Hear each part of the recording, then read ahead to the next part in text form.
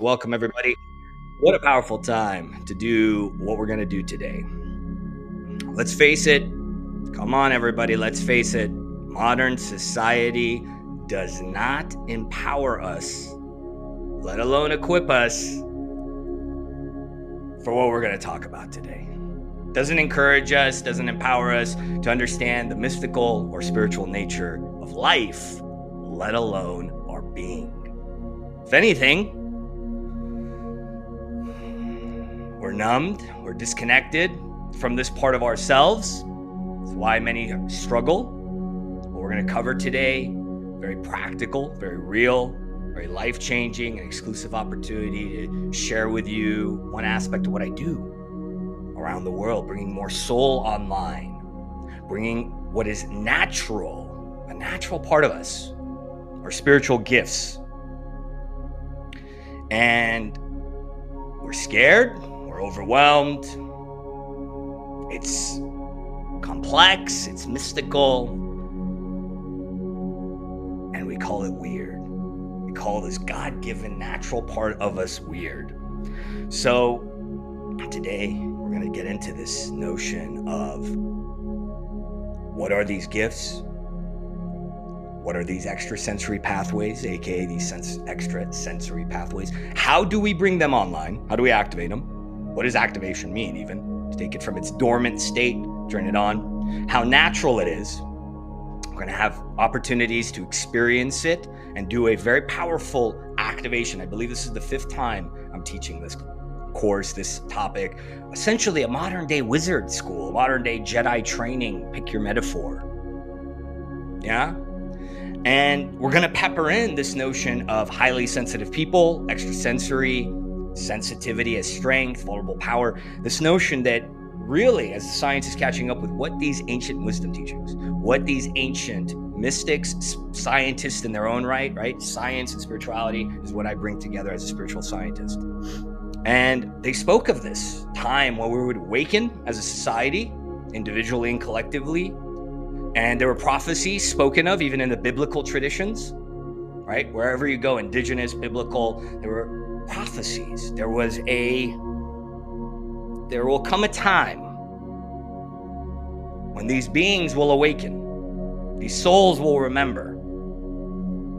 Maybe they were called the rainbow children in some indigenous traditions, etc., etc. So it's a very real topic. It's going to get very multidimensional. And whether you're new or you're a practitioner yourself or more advanced, welcome. And I'm going to start us off right now with a weird story about how I originally started to use these gifts before I even knew I was going to be a teacher. In the early throes of 2019, I was coming out of my initiations, realizing these vows I had taken were leading me to teach you all and to step onto the world stage. And so I started to get some insights. When I would go to the meditations on the mountain, when I would do my energy practices, the wax on, wax off. And I got these insights to start what was called the Gratitude Gathering. Started on LinkedIn. Some people said, why are you doing this on LinkedIn? I said, because I'm being called to help business wizards in part. Some people said it belonged on Facebook, etc., because it was a novel thing. So let me fast forward you. Again, starting to get downloads. That's an aspect of my gifts. Before I knew it was intuition, insight, etc., claircognizance, things we're going to get into, these pathways. So I started these gratitude gatherings. I started to bring hundreds of people, started to congregate into the group. We'd have 20, 30 people at a time join us from around the world. Usually there were various types of business wizards, coaches, consultants, energy practitioners. And we had one gal who would later become my teacher. So this dropped in to share with you literally before I hit live. Usually pepper in, if you're new to me, my own experiences, so you can understand where I came from and that I practice what I preach and that I do not dispense these teachings willy-nilly. It's not theoretical. It's very experiential. It's very practical spiritual sciences, and they do change your life. So this one gal, Liz, would come to these sessions every once in a while and was very, let's call it magical, very witchy, and definitely was online with her gifts. So one faithful Saturday afternoon in Southern California, probably the middle of 2020, I was sitting in the bathroom A little bit of TMI for you all. And I got the words, contact Liz. You're ready. First of all, huh? Second of all, who is this voice? And I'm ready. And so I asked, what is happening here? So I didn't hesitate. I followed this nudge, this insight, this extrasensory pathway, this spiritual gift coming online. And I left Liz a LinkedIn audio of 1 minute that would later change my life. And I didn't know what I was about to say. I thought it was weird, kooky, crazy, things that many of you, when you come to me, not only in these lives, especially when you consult with me or work with me, it's oftentimes the adjective, right? The adverb thrown around in this work. Weird, especially around today's topic. So I thought it was weird what I'm about to leave in this audio. And I'm Liz, the council, these words literally came out of my mouth, wants me to tell you that I am ready to be trained. Within a few minutes, she left an audio back. What took you so long? I was waiting.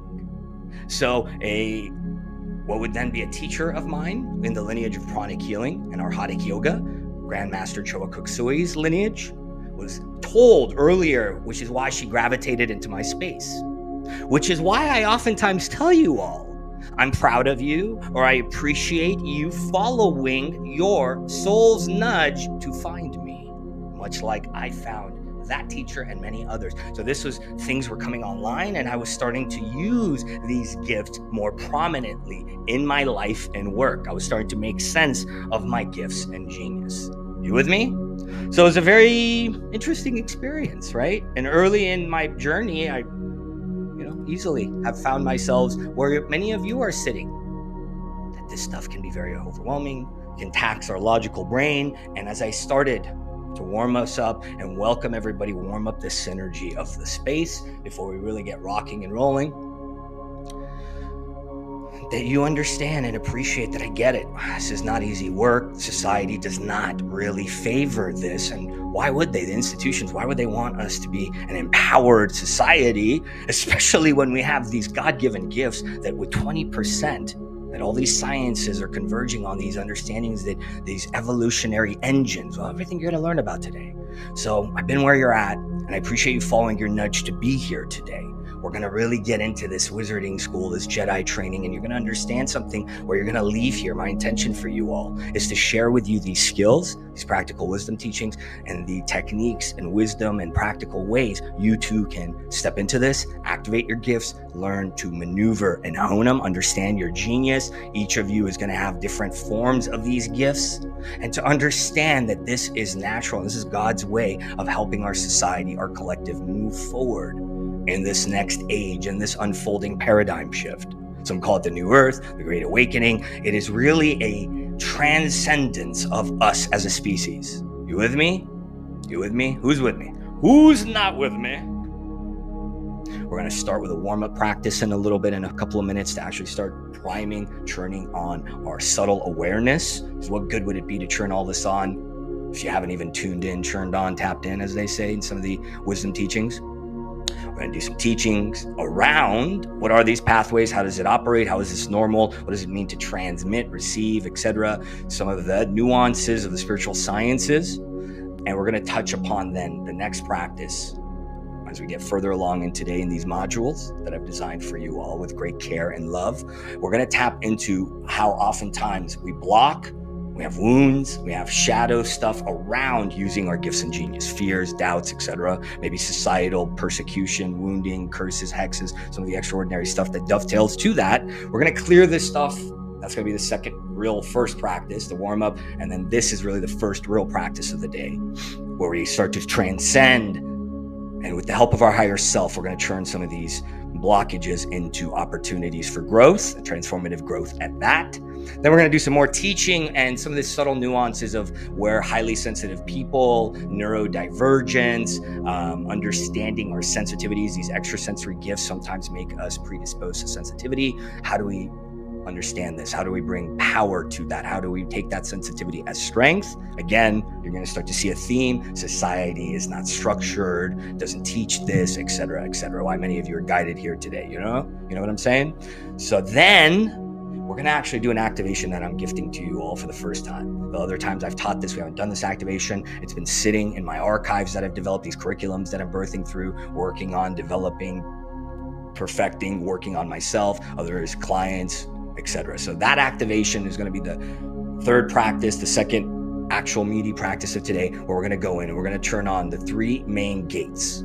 The gate of the mind, which is the third eye, the gift of the pineal gland and insight. We're going to turn on our intuition center, known as the heart brain. We're going to then activate the last of the three main gates or power centers, which is the power center down below the gut center, aka the golden pearl. In some of the wisdom teachings and ancient sciences, that's what they call it, the ancient spiritual sciences, the golden pearl, the dantian, etc., etc.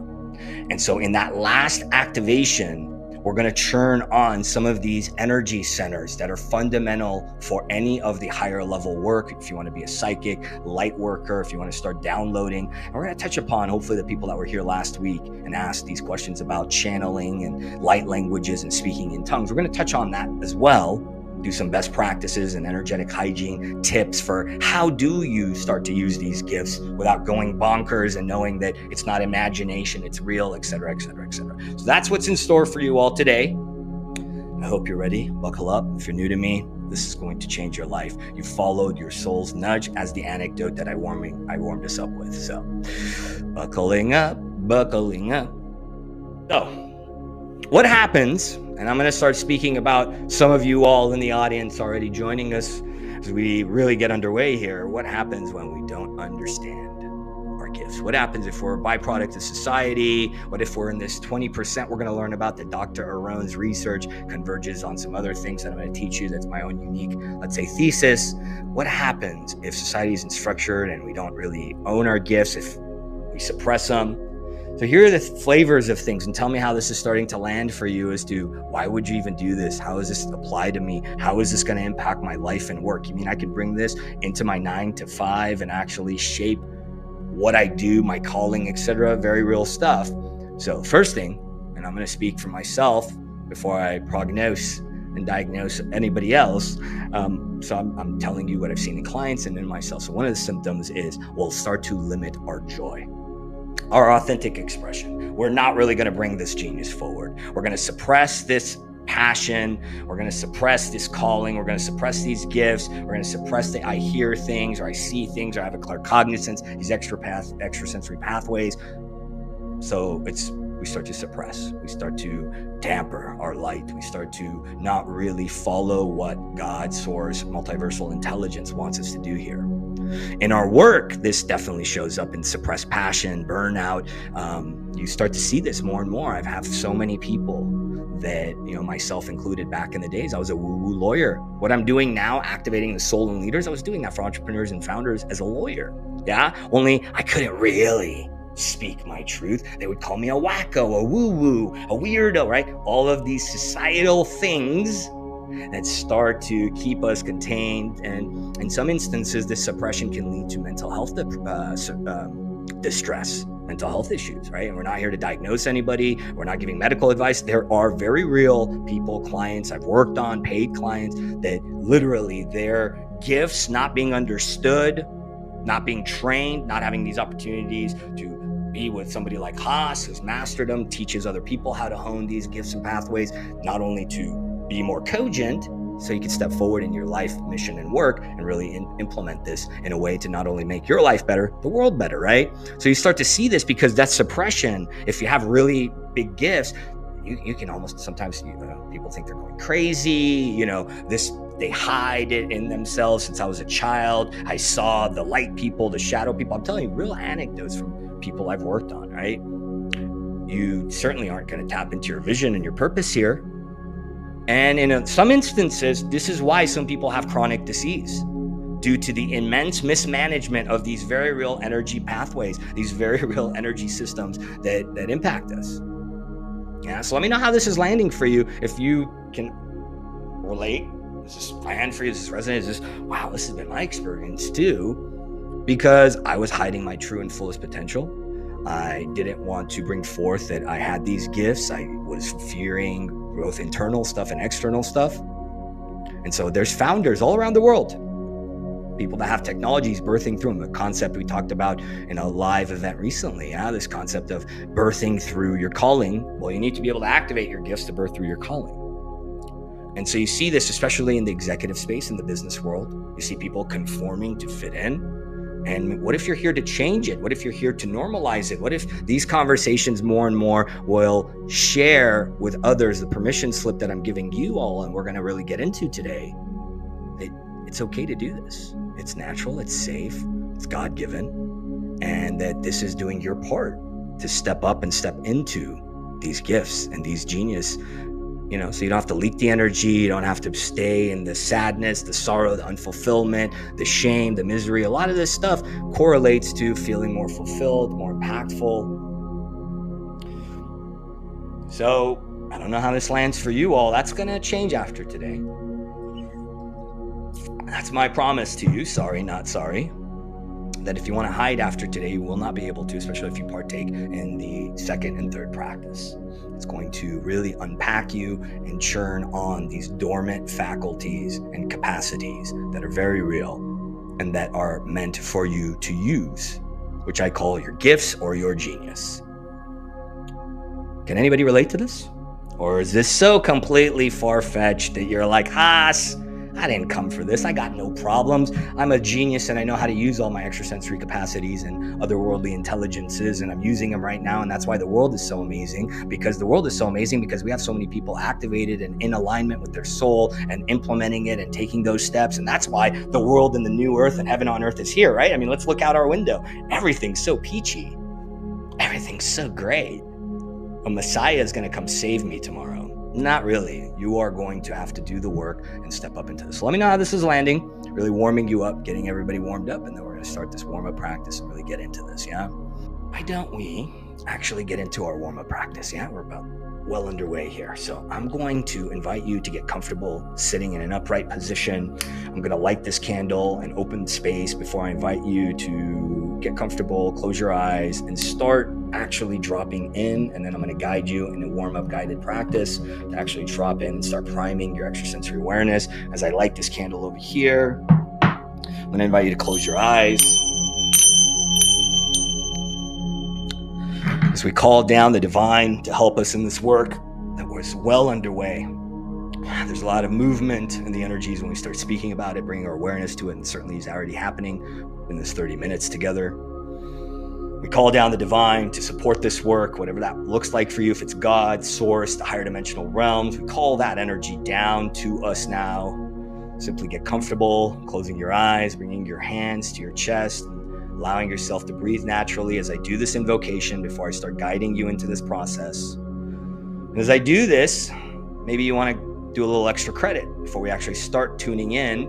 See if you notice anything as I call in these energies from all around us. So right now we're focusing on the energies from above. Notice the divine realms. We ask that these energies come down to consecrate the space, to help guide us, guard us, protect us, so each of you can gain what you're here to gain that is in your highest good, so that each of you appropriately modulates. That's a fancy word for these energies will be easeful. Everybody will walk out of here organic and holistically feeling what they need to feel, activate and integrate and implement. And then below us, we call up the earth, the terrestrial realms, a very real thing. Science has shown as well. We call up the earth and the terrestrial and elemental realms to help ground this work, so that when we're done here today with the next 2.5 hours or so together with this masterclass, with this immersive workshop that I'm gifting to you all, so that you may take the steps on this earth to implement these activations, these teachings, these learnings and epiphanies in your life, work, and leadership for the highest good of all. So feeling the earth below us, supporting us, feeling the energies of the divine from above us. And then now with your hands already on your heart and stomach and your torso, calling all parts of you back to you now. That's a statement. I invite you, even if you're new to any of this, as we start to actually get into the warm-up, literally feel all parts of yourself coming back to yourself. You start to breathe through your nostrils if you're not already, using your diaphragm to inhale and exhale, and feeling yourself letting go of the past, letting go of the future, bringing all parts of you here now to this point in space-time that's unfolding.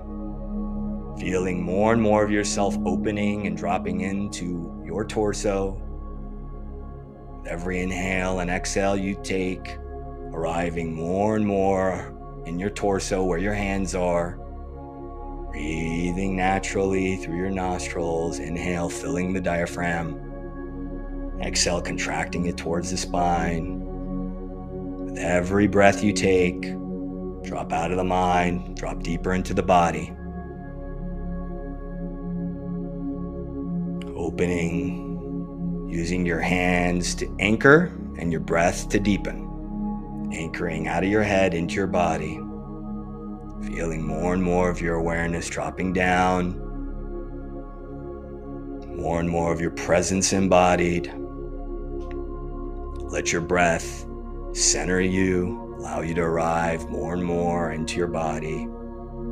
Opening, centering, and arriving with every inhale and exhale.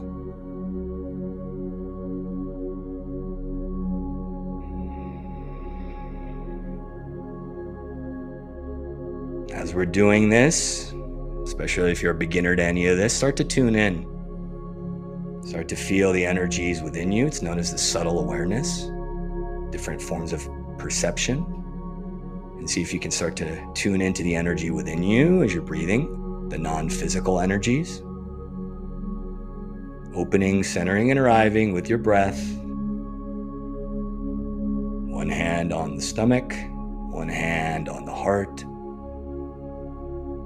And now as you inhale, I want you to feel the inhale coming in through the hand on your stomach, drawing the breath up as you inhale, up towards the other hand on your heart. And as you exhale, feel the breath and your focus and energy going back down from the hand on your heart down to your stomach. So as you inhale, draw it in from the hand on your stomach, inhale up to the other hand on your heart. And then as you exhale, feel your breath and energy drop back down to the hand on your stomach, creating a pulse or a cycle with your breath.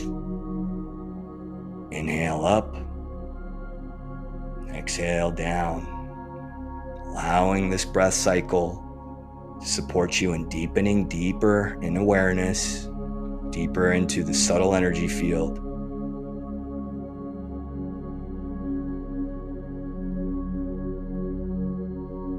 Inhale up, exhale back down.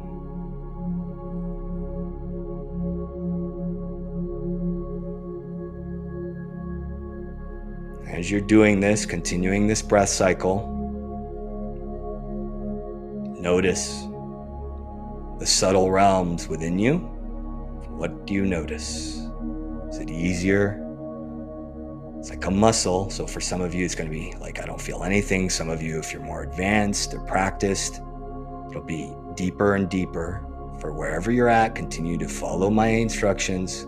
Do your best and continue noticing the energies within you as you continue to breathe. Inhale up, exhale down. If it helps, maybe it's the simple orbit of the breath if you need to hone in on something to help build this muscle. So feeling the breath and the energy of the breath flowing up, tune into that. Tune into that flow of energy, that subtle energy. That deepens your awareness and subtle perceptions come online more. Feel that energy coming up and then notice it going back down, tuning into that energy of the subtle awareness field. Feeling the flow of energies within you.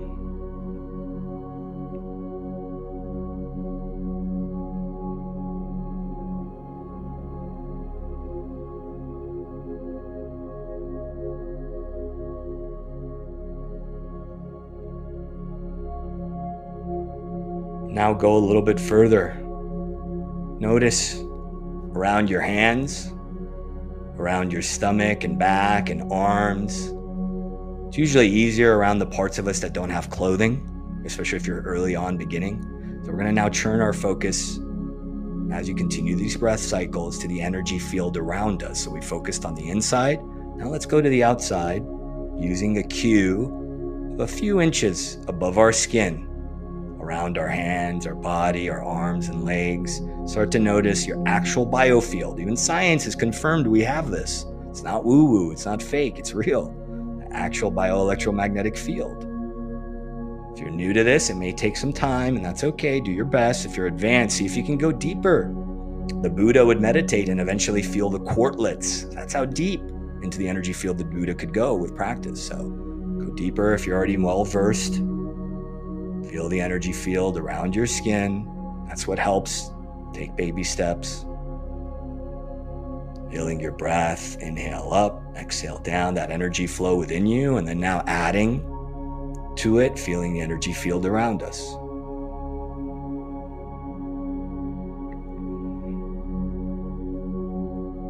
If you want to go even further, some people say, I believe it's 18 inches around us. I may be wrong, 18 feet. It's 18 something. So you can maybe even go a little bit further. See how far out you can go to feel your energy field.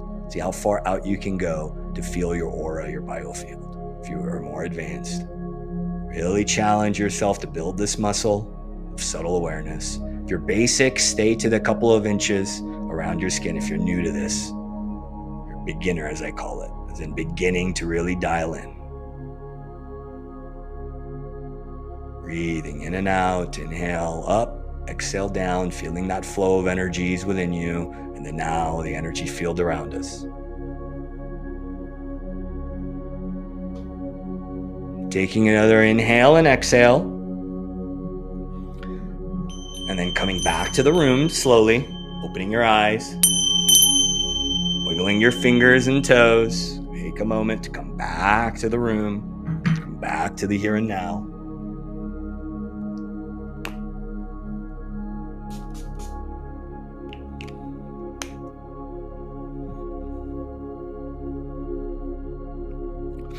Literally names for this stuff now. Interoception, proprioception, forms of other forms of perception of the energies within us and around us.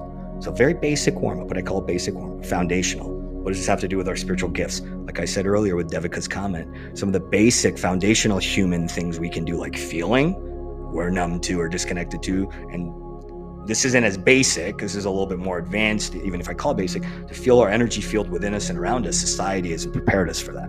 So we're numb, disassociated, we call it weird. So many things that we have forgotten as a collective. And a lot of this stays dormant, these understanding these pathways we're about to get into. Let's get into this. Let's learn some more, and then start practicing some more. So spiritual gifts, for some of you that are new to any of this stuff, what the heaven is a spiritual gift?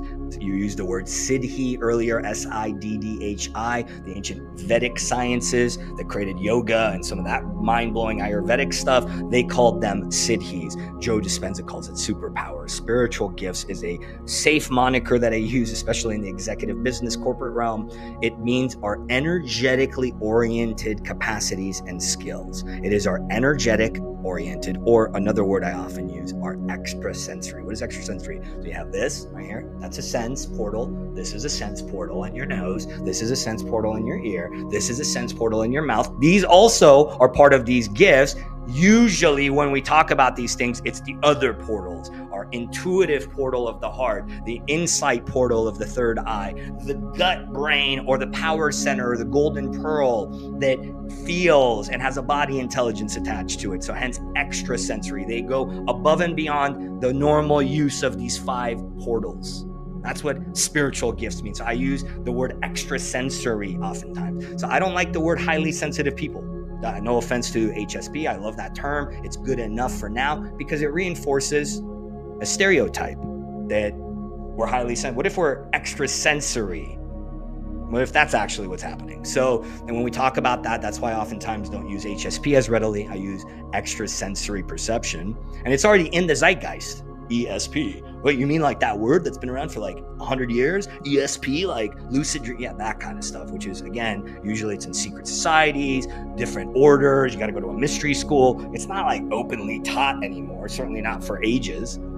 I don't know about you all. Do you live somewhere? I'm going to ask genuinely. Do you live somewhere where you're like, let me go down the block to my local mystery school and tune into my claircognizance and medical medium skills so I can actually make use of it in this lifetime and not burn out and make money and actually not feel like I'm, an outcast, so to speak. I don't sense that's really there anymore in society, which is where we're going to revive it and do our part in bringing these back. That's what this is. It's a version of that for you all here today.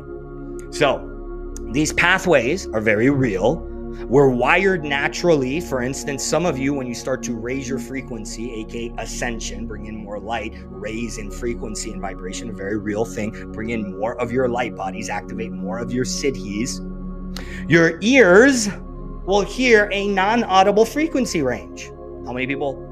And then you have a corresponding topic that we'll touch upon briefly later today when we start to do these activations of ascension symptoms.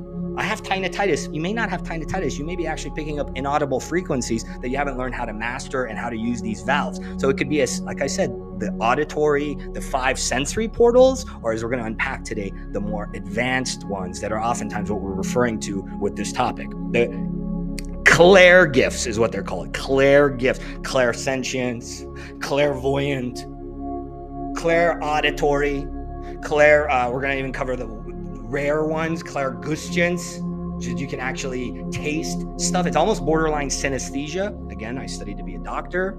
So that's a neuroscience word. Some people are wired differently, so they pick up sensory portals. So scientists call that synesthesia, where you see colors or you see sounds, right? So they're saying that's a miswired brain. Okay, well, what if it's not miswired? What if it's wired that way for a reason to help us if that being knows how to use it? That's my thesis for today.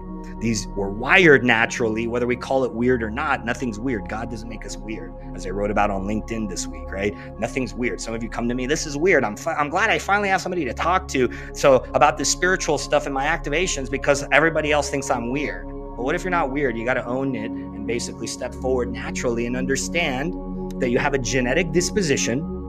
In the DNA, we're learning there's markers, and in these markers, so you can see this in the gene keys that Rudd is bringing forward, which is a continuation of the Ascension scientists of Jesus and John the Baptist. So in gene keys, for instance, they talk about some of these markers. They talk about how if you have this genetic disposition, if you have this propensity, if you have this wiring, and for you all, you're going to be on spectrums. Oh my God, like the autism spectrum? Well, maybe that's why they're using that word. Because it's a spectrum. Some of you are going to be really gifted, like me maybe, spiritual prodigies, where it's going to be holy moly, this stuff is like life-changing even more than usual because you think you're kind of nuts. Or you feel misunderstood is a safer way of saying that, or you're not on that end of the spectrum. You have these gifts and they're lighter or they're not as multidimensional or as profoundly active. So the unique expression is going to be based on your DNA, your upbringing. There's a lot of factors that go into this. And so don't take my word for it, folks. There's scientific data around all this. I'll read it to you right here. This is by the U.S. Department of Defense, those son of a gun, us Americans doing it again. And the Department of Defense has concluded that nearly all humans have a certain degree of psychic awareness. Some of us become acutely aware of it, and that's what they call remote viewing. There's studies that have been published. Now, let's not get into the stuff that's unpublished. Like the Chinese have a paper, allegedly, it's called the Super Spy Kids study that they did in the 70s when the Russians, Americans, and the Chinese, a lot of these government agencies were trying to use this and weaponize this stuff. There's a great movie, if you haven't seen it, it's supposed to be fake. It's called Men Who Stare at Goats, made in Hollywood. And there's truth in it. It's actually, these are based on government files released where they started to study in the hippie culture. Hey, can you actually do remote viewing? And is there a military application for this? So this is literally the government saying, hey man, there's scientific data that we all have a certain degree. Now they use the word psychic awareness. Again, we're going to hone us in on extrasensory or spiritual gifts. Let me know how that's landing for you. So earlier, as I told you, Crazy Wise, beautiful documentary. If you're new to any of this stuff, it's been around for 15 years and it's not made the mainstream. Why? Because they don't want you to know. It does have a big talking point against the pharmaceutical agencies, and God bless all companies and etc. Some are not necessarily as naturally aligned. Tom Kenyon, I mentioned to you earlier, you can message me if you want. I can find the links on my phone and email them back to you. where he talks about how you can tell that this is normal versus a abnormal thing, which is a dis-ease. Because even, many of these geniuses, Tesla, Tom Kenyon, recently, it's normal to use our brain. We talked about this a few weeks ago, as a receiver. It's normal to use our brain as a receiver to attune to these non-local realms. And so the ones we're going to work on the most today, the third eye, the heart, and the gut brain, aka the power center, they can literally tap into other sources of information like antennas. So it's exactly like a satellite analogy. These pathways, depending on your genetics and stuff, they pick up these energies, they bring down information, codecs, data, non-localized information, and it's all freaking natural. It's an energy field. Everything's energy. It's one energy membrane, and you're learning how to tap into it, to plug in. That's why Tim Leary and Ram Dass used to say, tap in, tune in, turn on. It's literally like a Wi-Fi network. And again, we're not taught this stuff, sadly. You know what I'm saying? So it remains in this realm of fear, unknowns. We don't understand it. It's taboo. We suppress it. We repress it. It's not normal, etc., etc. So before we do the actual clearing of the wound and the fears, let me talk about how do you know. This is based on Tom Kenyon, again, a therapist. This is not medical advice for the 15th time today, for my protection and Insight Timers protection. So here's how you can tell based on some of these people that are practitioners, as well as my own personal experience woven into this. So here are common traits of your channeling, your transmitting, transmit, bring through, to transmit, as in to bring it from another place, transpose, to bring it in, and then mitted, bring it out, right? Here are common traits. Let me know how this lands for you. You remember the experience. A couple weeks ago, I talked about how early in my journeys, when I was doing this work, very advanced. I'm not a generalist, I'm a specialist. There was a gal tied to a very powerful company in London, very big group, conference was 200 people. And this is simply how she is. She channels and she talks in light language and it's gobbledygook. And then you'd ask her, hey, Carly, what did you channel? I don't remember, right? So you're not fucking, sorry for my French. I'm very passionate about this. And you can tell you're not fully disassociating. You're there. Your consciousness is there. You remember, I channel. Now I have blips of this. This isn't a hard and fast rule. This is a common traits, guidelines. This is an art, not a science. You're highly functioning. This doesn't mess up your life. You're not like, that's probably, you got either a lot, you need Haas. I have had clients that are in that realm and it's really bad trauma. It's soul trauma. They were like me. They were crucified. And once they unlocked their gifts, they went a little bonkers. There's a lot of paranormal stuff tapped into this. So generally speaking, you're highly functioning. The content, let's keep going. The content, what you bring through, what you dial into, it supports your positive well-being. Literally, Tom Kenyon talks about this when he's on this show a few years ago, and he's talking about it's not going to hurt you. That's how you know this is a gift and not a actual abnormal thing, psychosis, etc. All right? So it's really a two-step process, folks. Today, what you're going to really experience, the meat and potatoes of the practice we're about to do, and then the activation at the end is really two steps. Where was I? So you got to do two things. So there's like a little hidden step. It's really a two-step process. The hidden step is to clear the blocks, which we're about to do. We're going to talk about this thing I call the never again wound. I'm never again. When I was a kid, I used these gifts. They told me never to do it. Oh, and in Egypt, I used it. I built something. They killed me. They crucified me. It was horrendous. So the first step one, is to clear the blocks and distortions to using your gifts. So this dovetails on topics of inner child healing, shadow work, soul trauma healing. So that's the first practice we're going to do today. When I say first practice, we already did a practice. That's the warm up to really get you going. We're going to start to unpack with the help of our higher self, this never again wound that you're going to learn about in a moment. Then you can actually begin to turn on, aka activate, and start honing your genius, these gifts, these pathways, these extrasensory pathways, these spiritual gifts. So everybody wants to jump right in, and I want to light language, I want to sound heal, and I want to bring in Reiki, and then it's like, well, my life suddenly went to shit, or oh my God, I have these reoccurring symptoms, or oh my God, and it's like a loop that they don't want to admit to themselves. You haven't done some clearing work around the fears, the blockages, and some of the soul trauma, inner child healing, shadow work around these topics. Okay? Before I get to the chat, let's what is this never again wound, Huss, that you speak of? So that's what I call this wound. How can we even own and activate these gifts if we don't accept all of ourselves, or if we're shunning aspects of ourselves, or if there's shame, fear, guilt, resentment, inner child wounding around using them, unlocking them, and they remain, a very powerful word, sealed, like an energetic seal, they remain sealed off. Get comfortable, get it situated, sitting upright. What are we going to do now? I'm going to take you within guided practice. We're going to connect with what's known as your higher self or your soul. And that part of you, why am I going to guide you? What if I'm wrong? That's how energetically pure and pristine and laser-like my work is, ladies and gentlemen. You're welcome. If I guide you to have you work on these things, nothing can go wrong. That's what we're about to do. So closing your eyes, getting situated, bringing your hands to your heart and stomach, one hand on heart, one hand on stomach.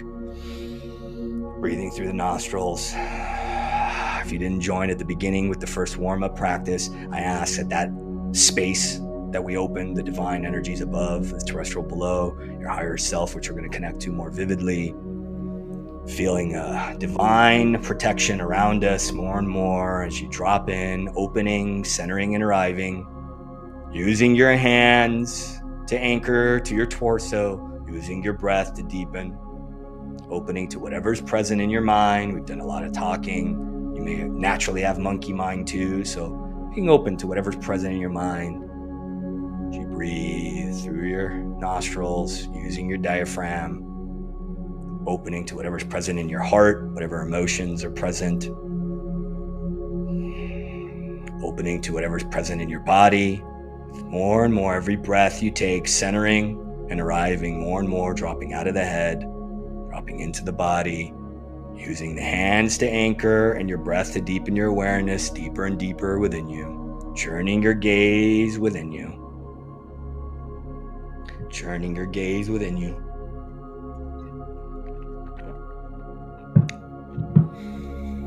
Inhale, fill the belly and the diaphragm. Exhale, contract. If you feel you have difficulty dropping in, let a few exhales out. Exaggerate that exhale. Really let out that mental distress, anxiety. Let out any emotions, any tension out of the body. Maybe wriggle a little bit. Then resume your nostril breathing. Opening, centering, and arriving more and more.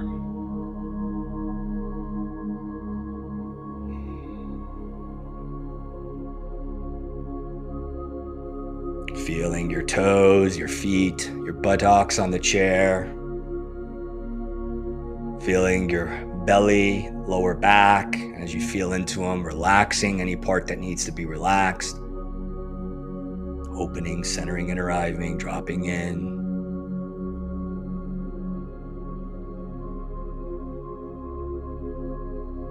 Feeling your breath going into your diaphragm, your lungs, and your heart. Feeling your hand on your belly.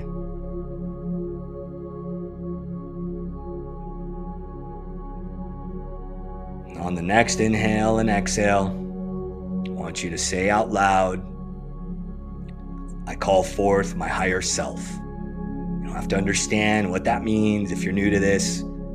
Just follow my instructions as we really drop in. I call forth my higher self. And see as best as you can with your eyes closed in your mind's eye, your higher self in whatever shape or form it takes in front of you. I call forth my higher self. Come take shape before me.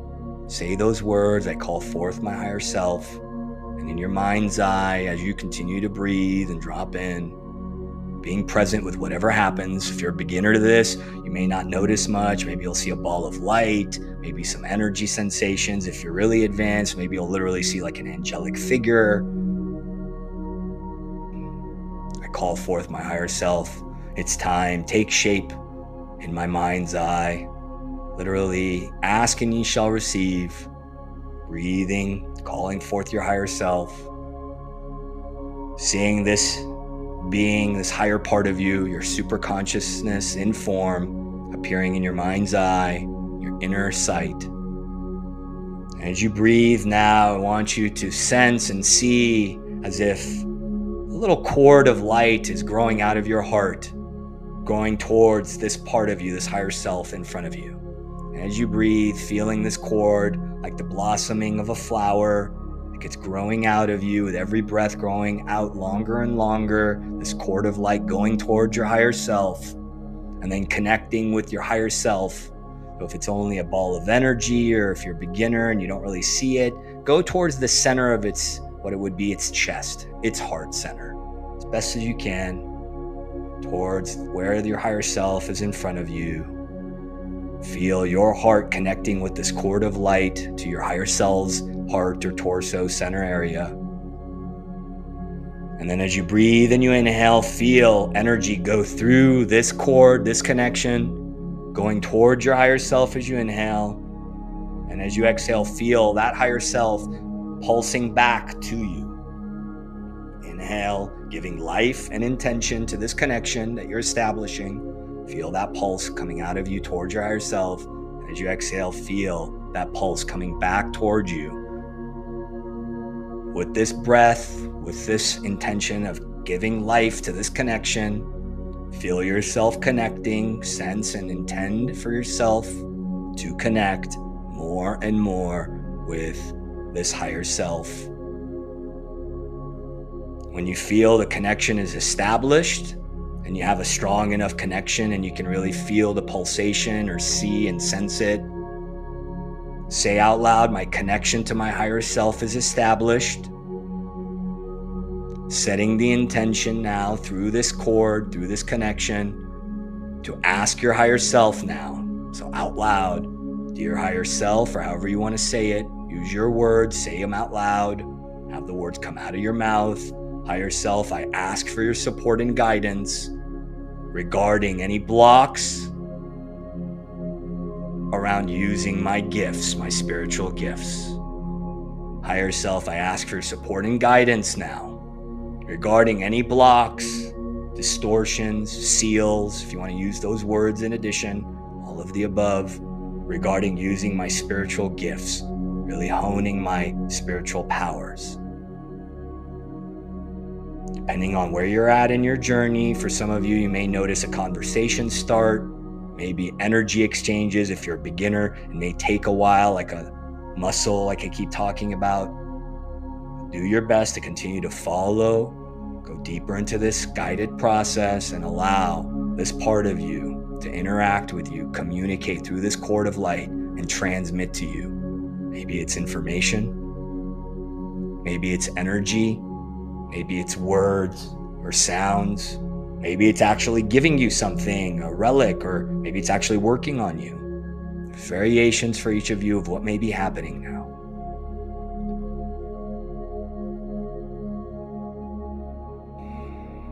Dropping in that inner landscape through that connection from your heart to your higher self, truly intending, feeling, and sensing for your higher self to support and guide you. What am I ready to see and alchemize right now?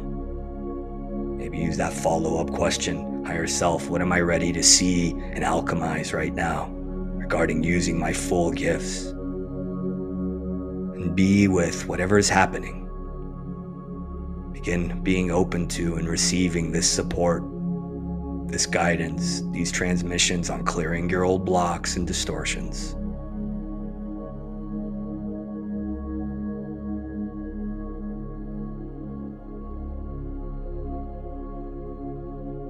Notice what's happening, really breathing and being with it. And breathing back and forth, there's no right or wrong.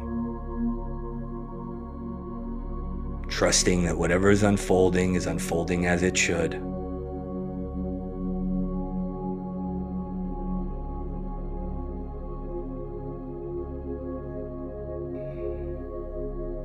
Breathing back and forth through that heart connection.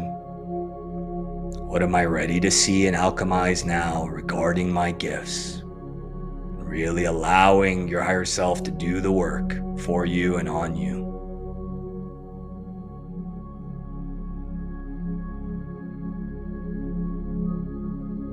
Breathing into your mind, breathing into your heart, breathing into the entirety of your body, breathing into your energy body, Really feeling your higher self continuing to help you process. Maybe it's simply insights. Maybe it's an energy exchange. Maybe it's an actual full-on energy healing happening. Maybe it's something else. Whatever's happening, continue to allow the process to unfold. Breathing into your 4 systems of your mind, heart, body, and energy body. Really absorbing the energies. You continue to breathe into this cord of light and receive the energy back. Breathing, allowing.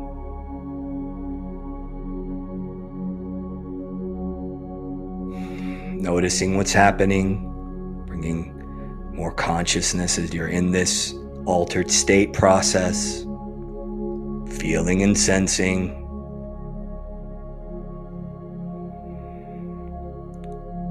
Witness now more of your divine power coming online, whatever that looks like for you.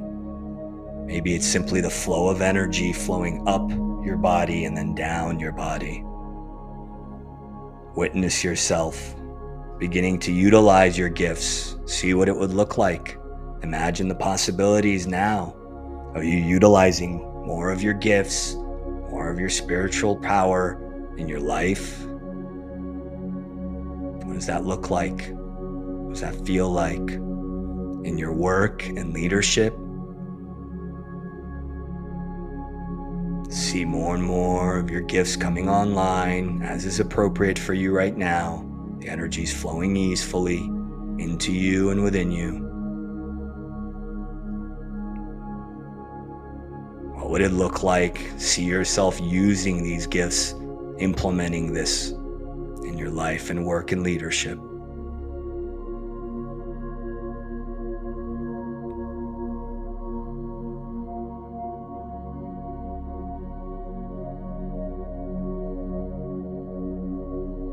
See yourself moving forward more and more with each breath, using these gifts, feeling your higher self supporting you in your life, even beyond this point in space-time. More and more of these gifts at your disposal. Witness yourself using them. See the gifts flowing within you and around you. And breathing one more time into your mind, into your heart, into your body, into your energy body, allowing these energies to absorb whatever you're being shown, whatever's being cleared, whatever's being shared with you from your higher self, your soul, your super consciousness. Allow that to be absorbed and integrated. And now, on this next inhale and exhale, as you continue to absorb and integrate, create a statement for yourself, an I am statement, one word after the I am that encapsulates what you're being shown, what you're noticing, what you're witnessing. Is it I am powerful maybe? Allow that word to be shown to you and then say the words I am in that essence. You're going to create what I call an anchor code, a statement to really seal in this state, really seal in these energies, really seal in this process. Really allow yourself to absorb it. Breathe that statement into your mind, into your knowing, into your neurosynapses, into your entire conscious and unconscious mental system and thoughts. I am. And the word, mine is I am golden recently. Breathe that statement into your heart, into your emotions, into your biochemistry, into your emotions and your physical heart. Breathe that statement into your cells, into your organs, into your DNA, to every aspect of your biophysical. That I am anchor code. Feeling those words, I am golden, whatever your word is, whatever your essence is, be the I, be the am, and be that essence word. Feel like if it's golden, feel the gold going into your mind, into your heart, now into your body. And then lastly, into your energy systems. Breathing this energy as that anchor code to all aspects of you. And taking one more breath in and out. One more breath in and out. back to the room as you open your eyes, wiggle your fingers and toes, really return to this realm, grounding and saying that statement again with your eyes open, feeling the energy integrate into your mind, into your heart system, into your body system, and into your energy system. Allowing that activation, that clearing to do its work and really stick as you ground more and more into the here and now. More and more coming back here. Not knowing what these pathways look like is hard. And so some of this knowledge will consciously help some of the newbies especially catch up with this. Yeah, I tense when I free fall in the pool. Only yesterday was the first time that I didn't clench my butt cheeks and try to it's not an easy thing for my nature to let go and be flow. So we've talked a lot, we've done a lot, and we still have some more practice to do. So how does this work? So you have these pathways.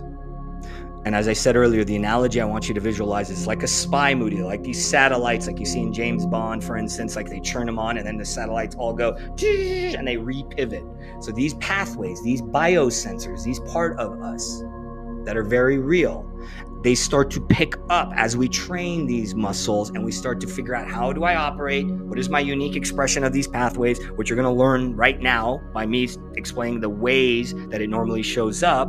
And then you start to reverse engineer, and then as you start to hone it, it's not going to be done today. You're going to get a solid groundwork for it. As you start to do more of it, wax on, wax off. I use that Karate Kid verbiage a lot. As you start to do it more, you start to go, okay, I'm getting the hang of it.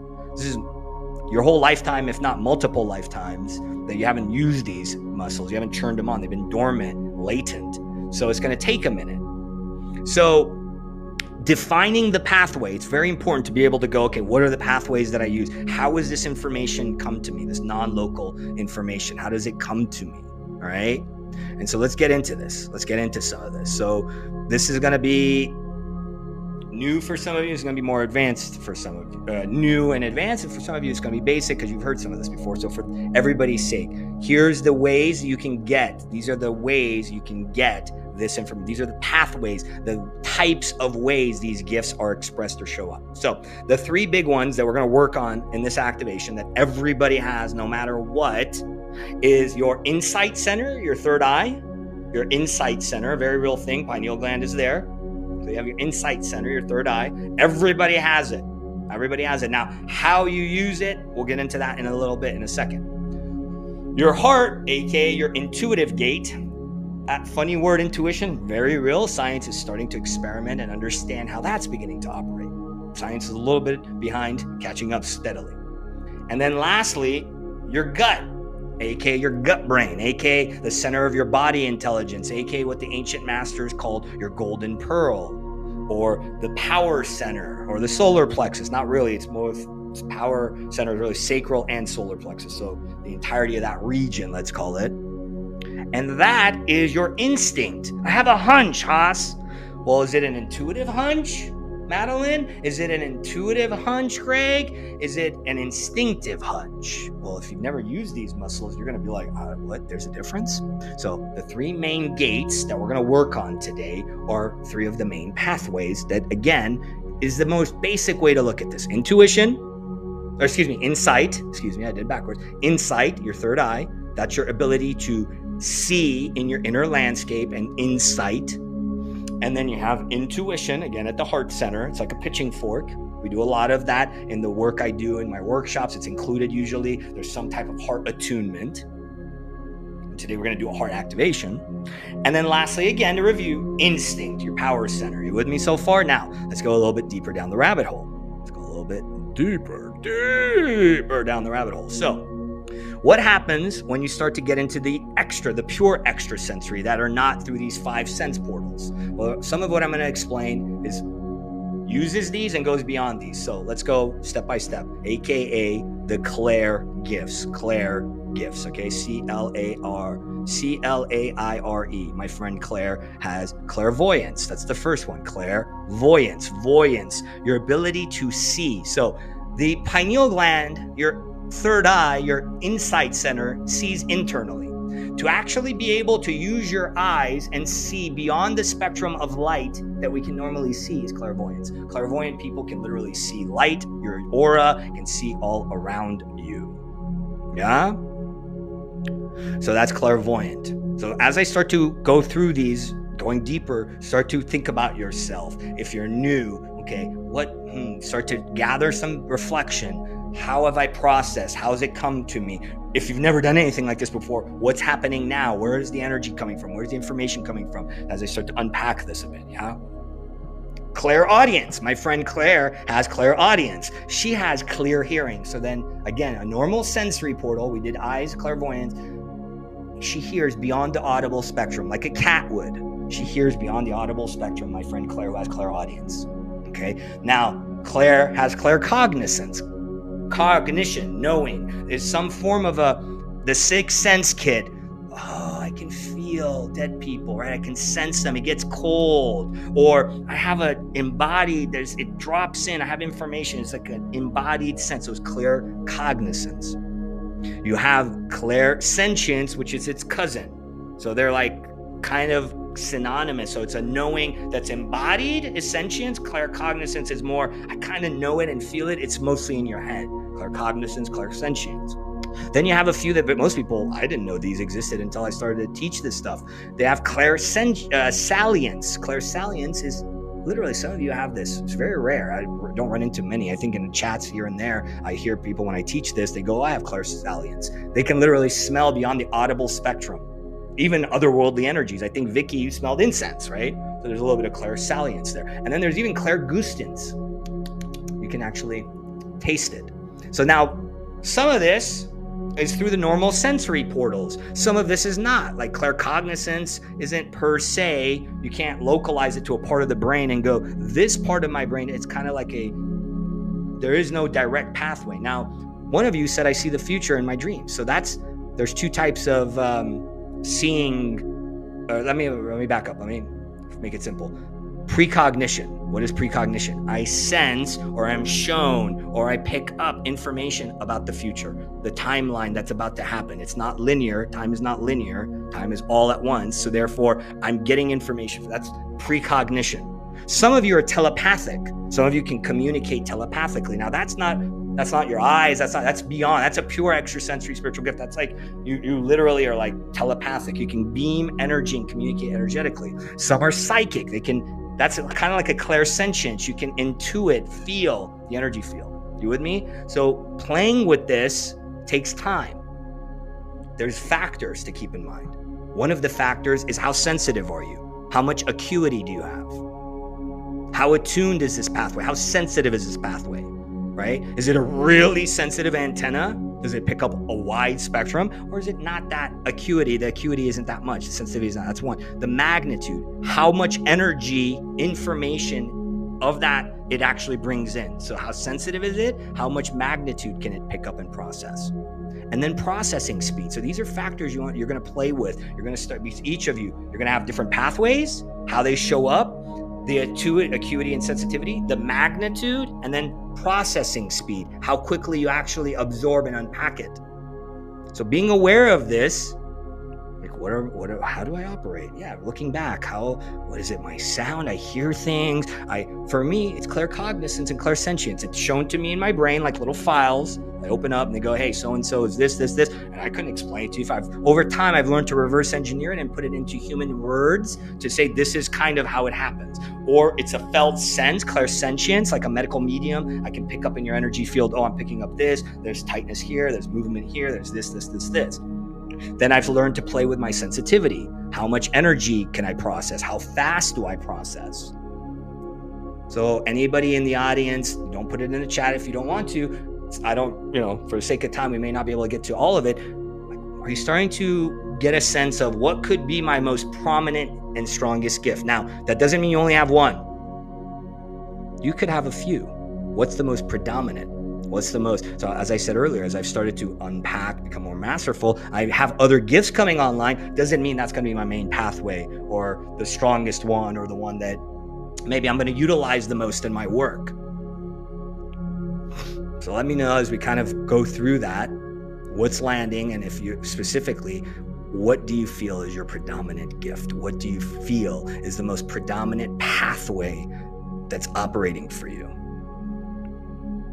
All right, so this ability to tap into the field through these different pathways, bring this coded information, and then unpack it consciously, make use of it, is very much an art, not a science, even if I'm bringing technical speak to a lot of this. So last week, a couple of you said, hey, this is off topic, Haas. What are your thoughts on speaking in tongues or channeling light languages? So we're on the dovetail or the tangent or the parenthetical of the art and science of channeling or transmitting, right? So as I said earlier, technically channeling is bringing information down and transmitting it, or it's kind of synonymous. Generally, in this day and age, you're starting to see people channeling light language, bringing in codex through the words they use, or in the biblical, speaking in tongues. What we're really talking about is a best practices conversation. We're really talking about quality assurance. We're really talking about the accuracy of these pathways once we activate them and bring them online. And so if any of you are curious about that stuff, I did an episode with another Insight Timer teacher on my show last season, not this current one we released this season, the 5th one, the 4th season with Jeffrey Eisen. Beautiful soul. He's on Insight Timer regularly. And we literally get into the steps of preparing yourself to channel. Number 1, getting open, getting into a receptive state, which requires you to know how you receive. Then allowing, step 2, allowing, detaching from outcomes, stories, beliefs. Number 3, receive, actually allowing the receipt of the codex. Number 4, actually translating it and expressing it in an unfiltered way. My personal opinion, we have a lot of garbage out there. We have a lot of people that are hacked, leaking, not cogent, disconnected, disassociated, that are prematurely bringing their gifts online, and they think they're channeling you-know-who, and it's not. And that's why in the biblical traditions, they said, hey, be careful of this stuff. And that's why some of these secret organizations hide this, because there needs to be proper use and conduct before you start eating from the tree of knowledge. All right? So there's some best practices in that episode. For the sake of time, since we're already at 2 hours, if you have questions, put them in the chat. I'm going to give you some best practices tips. We've covered some of this when I've taught this before. So some of the regulars who've been to this type of a topic with me may remember some of this or peppered in elsewhere. So when you do this work, whether you're using this, your eyes, your mouth, or however, once you start to wax on, wax off, activate these gifts, bring these dormant things online, start to tap in, tune in, turn on. Big part of the best practice tips, ways of actually getting going and how to be careful and do this in a pure and energetically pristine way. Number 1, go beyond your mind and thinking. Suspend disbelief. This will only go as far as your belief allows. So you want to shut the mind filter as much as you can. This is a very hard one. This is a very hard one. And then the dovetail of this, the second tip, is how do I know it's imagination versus intuition? Tom Kenyon talks about this, and other practitioners more and more are talking about this best practices of, am I actually sensing or am I making this up with my imagination, right? Again, this takes practice. There's nuance to this. I'll cover some of it right now. We covered some of it a little bit ago. You're clear. You don't disassociate. Usually what you get promotes your health and well-being and is useful. So there's some priming you have to do. That's what we've been doing all day. We're going to do an activation practice. Practice makes perfect. This is a muscle that must be exercised. Before you go into it, you want to set an intention. Why am I doing this? And it needs to be precise, because there's a whole world, folks, not even world, a whole realm of worlds and realms and dimensions out there that you're going to be like a kid in a candy store, especially if you're new to any of this and you didn't know you had these gifts, and then you be dialing in, turning on to other stuff. So you want to set an intention. I today want to practice these tools, these gifts, so I can X. For Y. Be precise. If not, God will fill in the blanks. And as us lawyers like to say, you'll be going this way or that way. The loopholes are dangerous. Okay? Dangerous in the sense that maybe you'll get bad information. Maybe you'll think you're connecting to Jesus and you're not. You're actually connecting to Lucifer, et cetera, et cetera. All right. Gets a little daunting. I know. Again, a little bit of flavor to how you can practice this.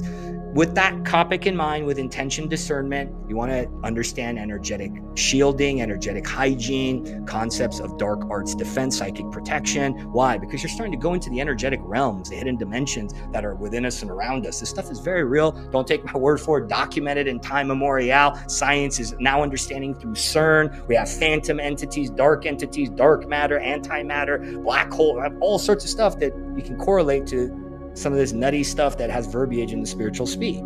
So you want to learn how to clear, intend, warm up, practice, and then you want to learn to ground. Don't be one of these people that's all hyper developed up here and you can't ground. Really bring the codex in, really integrate it, really strengthen your connection in your human form and bring this forward. Now, if you want to go a little bit deeper in these tips, before I get to the chat, here's some more advanced tips. We're getting into deeper practices of this in terms of energetic hygiene, in terms of protection and shielding, in terms of setting your intention. Start with your higher self. What a better way than to have your soul be who guides you and who you go to for training, right? You can come to my classes. Sure, that's great. As you notice, where did I take you? To your soul. What I'm going to end with this activation of your pineal gland, heart center, and your power center, I'm also going to utilize natural energies within you. You're going to do it yourself. So why not have your higher self? Because your higher self, your soul, that part of your super consciousness is not going to F you up and take you to the devil planes or to these other dimensions, or maybe mislead you, let's say, yeah? It'll be healthy and more optimal. Now, let's say you do this, you start channeling and you're like, okay, I'm connecting with these higher dimensional beings. How do I know this is really a good thing, if they're healthy or not? So you can ask a safe all question. When you connect, when you're channeling, when you're connecting, when let's say you want to do light language, do you serve the divine light? Do you serve God? Do you serve absolute source? Be very precise, not the light, because there's many types of light, folks. They could serve luciferic light, false light. Do you serve the divine light? Do you serve? They will tell you it's a fundamental law of all the multiverse. And if they disappear, odds are that was a bad actor, not a positive, a inorganic, a non-natural energy that you're connecting with. Another parallel to this, where is this information coming from? Asking the source of the transmission. That's what Tom Kenyon started to do. And then he got Hathors. That's what Esther Hicks started to do. Abraham. What is Abraham? Aham Brahmasmi. I am the all. That's what that biblical name means. So it's a collective consciousness. Okay? And I already gave you my personal opinion on speaking in tongues. I have a lot of experience under my belt. I can give you client case studies of dark arts, people doing seances in their teenage years, opening portals, and then having all sorts of nutty stuff, which then, what does this mean to you? This starts to interfere, supersede, undermine, or mix up and distort your natural gifts. Okay, which is why nobody touches this stuff to begin with. Gentlemen, boys and girls, let's talk about something really briefly, and then we'll get into this activation and then wrap up for today. What say ye? So who here has heard of highly sensitive people, HSP? If you haven't, look up Dr. Aron, Aron, HSP, highly sensitive people. It is making its way around the collective. 20 years now, she did the research. She took research from her husband, Princeton, all these top Ivy League, top scientific institutes, took the biology, anthropology, sociology, history, genetic. She brings all this research and she compiles it. And she goes, oh my God, I'm starting to see a pattern. What's the pattern? About 20 to 25%. Again, plus or minus. That means give or take 5% here or there, plus or minus, of the collective is wired, she said, differently. They show up differently. They have a extra sensitivity. Then she goes into the why. She said, think about it. It's an evolutionary engine. I'm paraphrasing Dr. Aron here, right? So I don't intend to be, this is exactly what she said. I'm sharing with you why this is relevant to this topic, and then we'll get into this activation and wrap up today. So she said, think about it. You're a deer population. 20% of you can hear more advanced, has a more advanced spectrum, pathway, magnitude, sensitivity. You will then alert the rest of the pod to then run from danger. So that is a driving mechanism to drive the species forward. And she says, this is not only in humans, this is in every being, every animal species. Why would God do that? Well, again, this allows the species to continue to drive forward, continue to evolve. And so there's a heightened ability outside of the ordinary range to feel, sense, and perceive. One more time, to feel, sense, or perceive. Dr. Aron, A-R-O-N, I believe is the she. I'm referring to Dr. Aron, A-R-O-N, the founder of the theory of highly sensitive people. So when I first learned this at the beginning of my sabbatical, when I didn't know I was going to be a teacher, going on this pilgrimage before I started to take these vows and step into this lifestyle and become the teacher and masterful in modern mystic ways, I subscribed to these labels. And then I started to see more and more down the rabbit hole: neurodivergence, polymath. I'm asynchronous. A lady who was on my show 2 seasons ago, she works with kids. She's a doctor. She says, oh, you're asynchronous. Well, what does that mean, Miriam? That means your body processes at a different rate than your energy. Okay, well, that's another synonym for neurodivergence, or you're wired different. So I started to piece this together. And then I watched the movie Crazy Wise, which I mentioned earlier. Then I watched the other documentary, Sensitive, which is based on Dr. Aron's book. And they used Alanis Morissette as the poster child, the famous singer. And I started to watch Crazy Wise and Sensitive. And then I got deeper into this and I got deeper into this. And then I started to connect some dots and go, wait a second, what if it's not highly sensitive, it's extrasensory? So here's what's happening in society. Almost 8 billion people, let's say round up, 20% of you, that's about almost 2 billion. Let's round down conservatively, 1 to 1.5 billion human beings on this planet at this time, roughly, give or take, are wired to feel more, process more heightened capacities and perception. And the movie Crazy Wise, Sensitive, and all these start to talk about. So how is this showing up for us? Well, because all of what we've talked about for 2 hours, because society is not supporting this, is not empowering this, in some instances goes against this, this is why it's sensitivity is strength. The key issue, if you're highly sensitive, if you're extrasensory, the key issue to all of this, you can call it burnout, you can call it anything you want, it's one word: overwhelm. Your nervous system, your mind, your heart, your biology, and your energetics are not actually structuring your life in a way to digest, process the stimuli and the senses that you have. You're not structuring your life that way. Society is not structured that way. Even when we were living that way, it was hundreds of years ago. That's what Crazy Wise, the documentary, talks about somewhat. So we're living in a society, 20% of us, it's not structured this way. Even for the people that aren't HSP, they're having a hard time because we're living so unnaturally these days in a post-industrial society. So the one word that I would say to you is it's overwhelm. It's not really sensitivity that's the problem. It's how you've structured your life. There's too much too fast. And that is the equivalent of little trauma. And most of you then disassociate. Most of you then numb, dull, or outright fragment and forget you even had these gifts. So from my experience, it's trauma. It's overwhelm. It's too much too fast. And it's because of our education system. It's because of our upbringing system. It's because there's a lack of knowing with how to deal with these types of processors. And so part of my gift to you is step 1, start to understand thyself. To know thyself is to know God. Understanding how you're wired is the first step. Step 2 is owning it vulnerably, constructing your life in a way, living and being, to optimize your gifts, potential, and fulfillment. You will not be able to live your old life. Some people hate that when they hear that from me. I can't go to the Cheesecake Factory anymore. First time I did, once I finished my sabbatical, started to become a teacher, I went with my old partner. We both came back. We got sick. I had physical symptoms. Why? Because I was trying to live the old way I did, and I wasn't practicing what I preached. This was in 2019, 2020. And so I was like, oh, no, I can do it. I can go to like a bar and like, so now imagine this. Now I woke up, I healed, I stepped into mastery. I'm, the founding stages of what I'm teaching here today. Now, some of you aren't even that far advanced. Doesn't make me better or worse. What I'm offering you to consider is, what would it look like if you constructed your life, restructured it in a way that in some instances has to go against the curve? Doesn't mean you have to be a hermit and live in your house and not go outside. It means you have to consider, what would it look like if I lived in a way that optimized how I'm wired? So first step is understanding how you're wired. That's all of today. And then the other part I can't help you with, because it's when you get out of this class and you move on with your day in life, you have to make some really powerful, in some instances, human perception-wise, difficult in that moment, choices for yourself. And that's on you. That's the empath empowerment piece of today. That's the sensitivity as strength piece of today.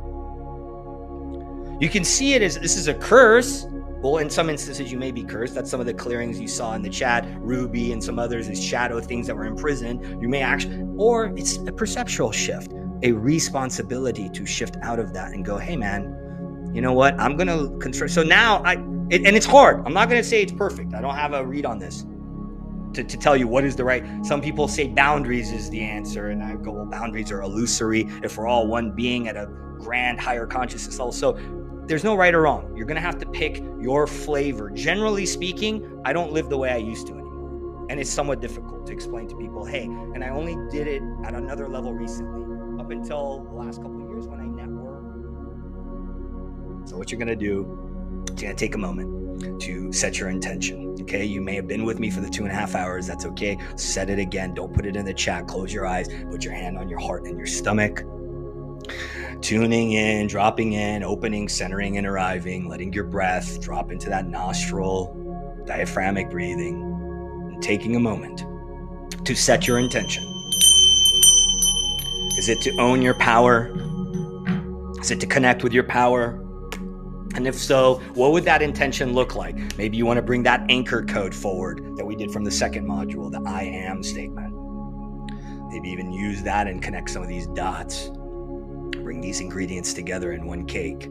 Setting your intention now, breathing, opening, centering, and arriving. Using your hands to anchor to your torso, one hand on stomach, one hand on heart. Using your breath to deepen you. Drop out of your head, drop into your heart, your body, where one hand awaits you on your stomach, one hand awaits you on your heart, rubbing your chest, rubbing the torso a little bit. This is me. Setting your intention. This is safe, as we call the divine in and the earthly plane in, as we ask that this practice, this activation be guided by your higher self, that each and every one of your intentions be fulfilled and actualized as is appropriate for each of you and all of us as we get this show underway. Breathing naturally, feeling and breathing that intention, using your diaphragm to expand the belly out on the inhale. And then exhale, contract the belly, let all that air out of the nose, opening, centering, and arriving, breathing that intention in. Feeling your breath, taking you deeper, dropping more and more out of the mind and deeper into the awareness, deeper and deeper into the subtle field. Breathing that intention in more and more.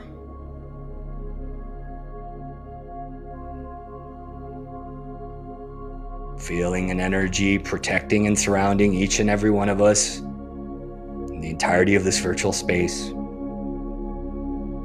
And as you breathe now, I want you to feel the presence of your higher self that we called in earlier, standing behind you, wrapping around you. As we get this practice underway, continuing to breathe another breath or two.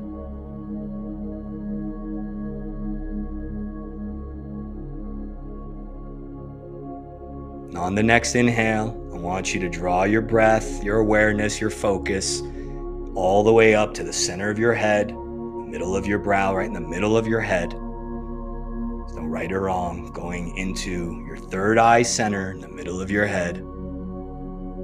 Continuing to feel your hands on your stomach and your heart. For now, focusing on this top energy center of the third eye center. Going into it, breathing into it. Every breath, feel the breath going in and out through the third eye, through the center of your head. For some of you, that may seem abstract. It's okay. Continue to follow my guidance. Breathing in, feeling yourself breathing into this third eye center, feeling it expanding, feeling it opening, connecting with this energy center, with your breath. And literally going into it with your breath and awareness. Feeling this center opening with each breath.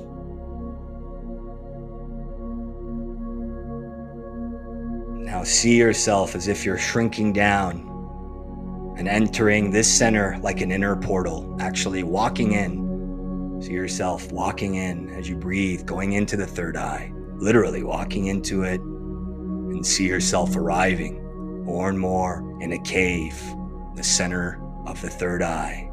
As you walk into your third eye, breathing, going deeper into this inner center, seeing yourself more and more arriving in a cave.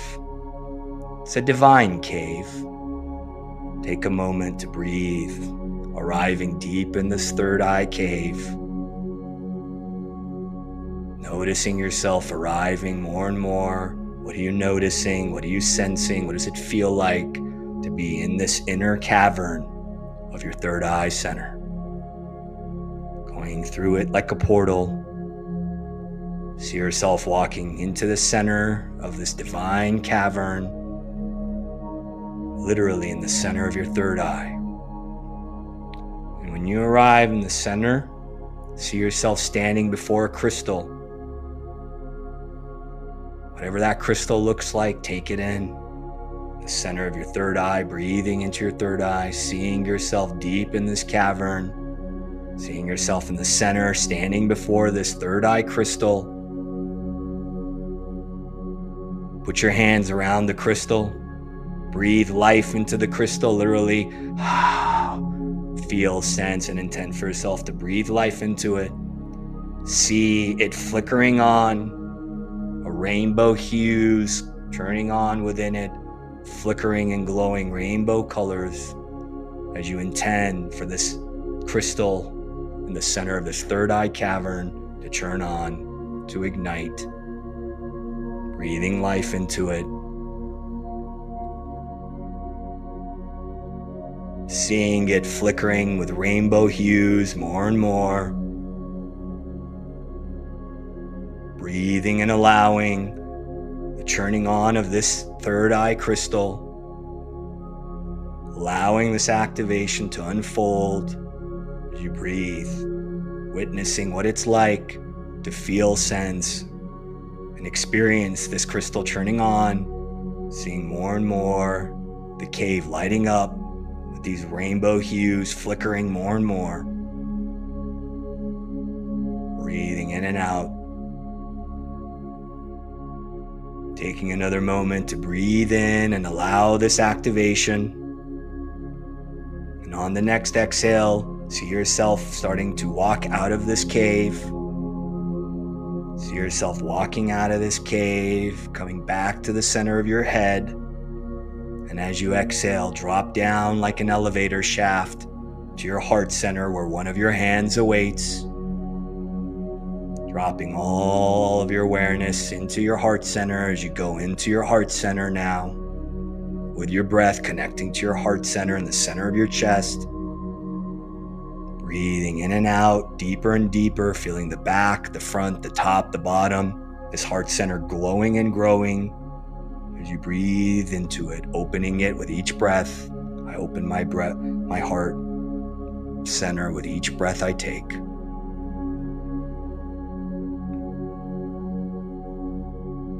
Feel yourself deepening your connection to your heart center, seeing it opening more and more.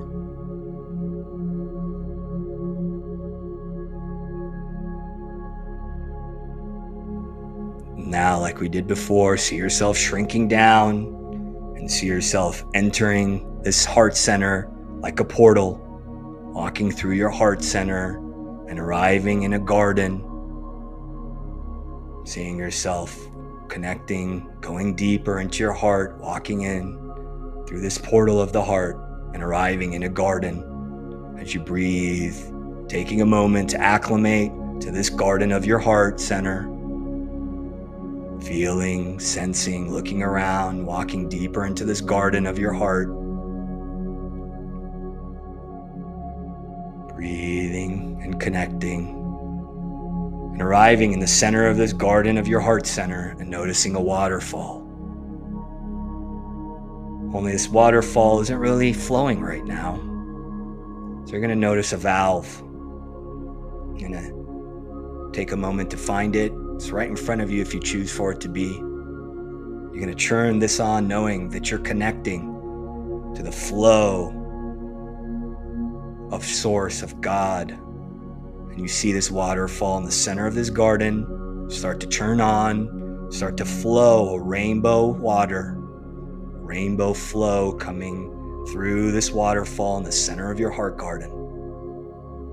Take a moment to see the flow, feel the flow, witness and experience the flow of your heart center in this garden, activating more and more as you breathe. Seeing the flow of these rainbow currents, these divine currents flowing naturally, watering the garden, flowing easefully. Allowing this activation to unfold as you breathe in and out, witnessing, feeling and sensing for this divine waterfall of rainbow hues in the center of your heart garden to flow naturally and easefully.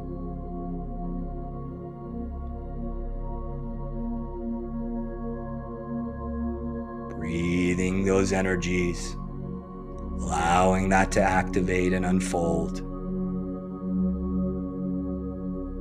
The next inhale and exhale, take a moment now to start walking out of that heart garden.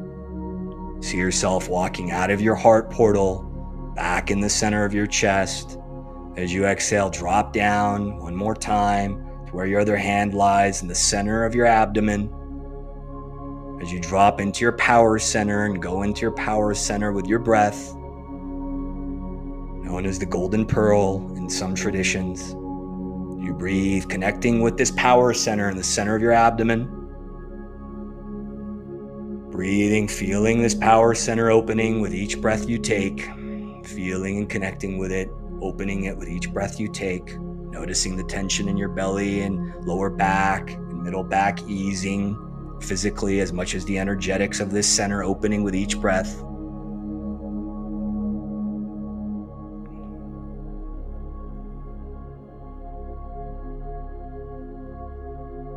Now see yourself shrinking down one last time, entering this center like a portal, going deep inside of this power center and arriving in a power plant, a natural power plant. Walking deep, acclimating into it, looking around, walking towards the center of this divine power plant, the middle of your power center. And there in the middle of it, there's a furnace. It's not really on right now. Maybe it's on partially, if at all. Seeing yourself before this furnace in the center of this power center. And take a moment to light it, to ignite this inner furnace. Maybe you pull out a match. Maybe there's a button. Maybe you blow fire into it, or maybe it naturally turns on with your will. Ignite this inner furnace that powers this energy center and see a rainbow fire come on and ignite in this furnace. This rainbow fire turns on, begins to ignite, really filling this power plant, giving yourself permission to use your divine power as you breathe and witness this furnace igniting with divine rainbow flame. Maybe surreal and magical if you've never seen this magical flame before of the rainbow rays. That's okay. Allow that furnace to activate with that rainbow fire, giving yourself permission, breathing into this power center and allowing this activation to unfold for another moment. Seeing the furnace lighting up, the power center igniting. And on the next exhale, walk out of the power center. Walk out of this power plant and out of your power center. See yourself in your body with your hands on your heart and stomach, and now feel and sense all three centers simultaneously. Notice the crystal with rainbow flickering in the cave in the third eye. Notice the flow of the waterfall in the garden of your heart with the rainbow flow. And last, what we did right now, notice the power center at the bottom in the power plant, the furnace lit up, ignited.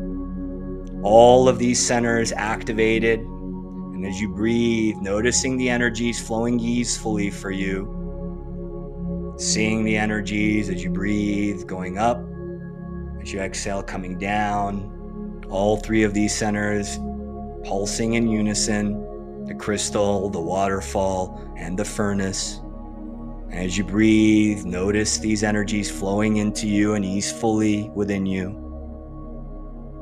And ask your higher self now to support you in integrating these energies. Say, higher self, support me in integrating these into my mind. And as you breathe, feel the energies easefully activating and absorbing into your mind, your brain, your neurons, your synapses, your spine, your entire vagus nervous tree, all of the mind and your mindscape of the thoughts, forms, all of it breathing in. Asking your higher self to help you absorb and integrate this into your heart, your physical heart, your emotions, your biochemistry, your emotional and energetic heartscape, your lungs, the entirety of the heartscape. Asking your higher self to support you in integrating this into your biology, your cells, your DNA, your mitochondria, all of the physical hardware, integrating and breathing it all in, as well as your energy systems within and around you as you breathe in and out, saying, I integrate these energies with ease.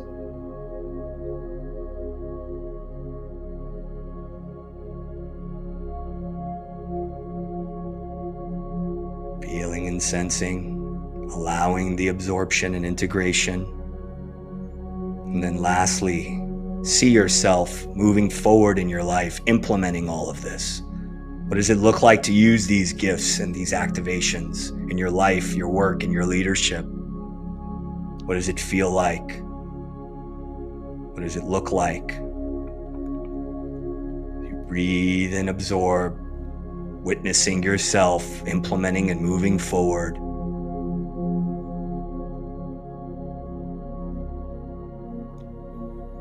On the next inhale and exhale, give thanks to your higher self, to you. Give yourself a hug, giving thanks to the divine above, the terrestrial below, all aspects of us.